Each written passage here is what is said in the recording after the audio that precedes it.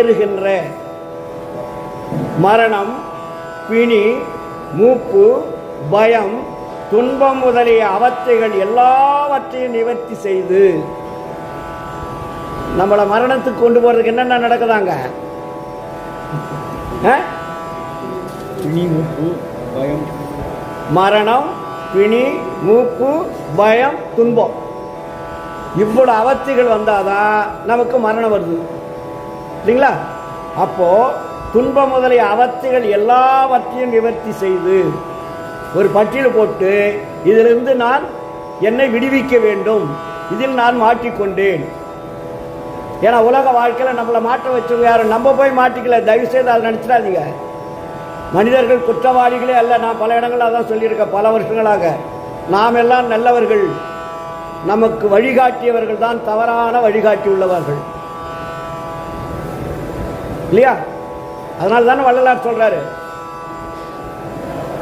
எவ்வகை சார் மதங்களிலே பொய்வகை சாத்திரங்கள் எடுத்துரைத்தே எமது தெய்வம் எமது தெய்வம் என்றே கைவகையே கதறுகின்றி தெய்வம் ஒன்றென்றறி கரிபிடித்த கலகமிட்ட பெரியரிலும் பெரியீர் ஐவகை மூத உடம்பு அழிந்திடில் என் புரிவி அழிவுடம்பை அழியாமையாக்கு வகையறிவி உய்வகையன் தனித்தந்தை வருகின்ற தருணது உற்றறிவின் உற்றிடிவின் உண்மை உரைத்தேன்னு சொல்றாருல. இது வெளியே வந்தவங்களா என்ன சொல்லிட்டாங்க? பல தெய்வங்களை வணங்கி பல தெய்வங்களை படைத்து தத்துவங்கள் எல்லாம் தெய்வங்களாக்கி ஜடப்பொருள்லாம் தெய்வங்களாக்கி உண்மைக்கு புறம்பான செய்கைகளை கொடுத்து மனிதனை அலைமோத விட்டு விட்டார்கள் தருதலைகளாக. சாத்திர குப்பைன்னு சொல்றார் வள்ளலார். ஜாதியும் மதமும் சமயமும் சாத்திர குப்பையும் தவிர்ந்தேன். நாம் இதுவரையிலே குப்பையிலே விளையாடி கொண்டிருந்தோம். அதனால் நம்மளுடைய சரீரம் எல்லாம் குப்பைகள் நிறைந்திருக்கிறது. ஆனால் நமக்கு கடைசியில் என்ன வருது? மரணம், பிணி, மூப்பு, பயம், துன்பய அவத்தைகள் வந்து கொண்டே இருக்கிறது.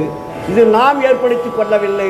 நமக்கு வழிகாட்டியவர்களுடைய வழியிலே நாம் சென்றதால் அவர்களுக்கும் அதேதான், நமக்கும் அதே கதிதான் என்பது தெரிய சொல்றாரு. இந்த அதுக்கு சொல்லிட்டு எல்லாவற்றையும் நிவர்த்தி செய்து இத்தேகத்தையே நாம் இந்த தேகத்தில் போய் இருக்கிறோமா, இத்தேகத்தையே நித்திய தேகமாக்கி கொண்டு எக்காலத்தும் எவ்விடத்தும் எவ்விதத்தும் எத்துணையும் தடைபடாத பேரின்ப சித்தி பெருவாழ்வை பெற்று வாழ்தல் வேண்டும் என்பதே எனது சத்தியமான அதிதீவிர விருப்ப முயற்சியாக இருக்கிறது. அப்படின்னு நம்ம போய் வேண்டுமா வேண்டாமா? ஆண்டவனுடைய எப்படி வேண்டும்னு அவர் சொல்லிக் கொடுக்குறார் நமக்கு. இது வெளியே நான் வாழ்ந்த வாழ்க்கை. ஜாதியிலே, மதங்களிலே, சமய நெறிகளிலே, சாத்திர சந்தடிகளிலே, கோத்திர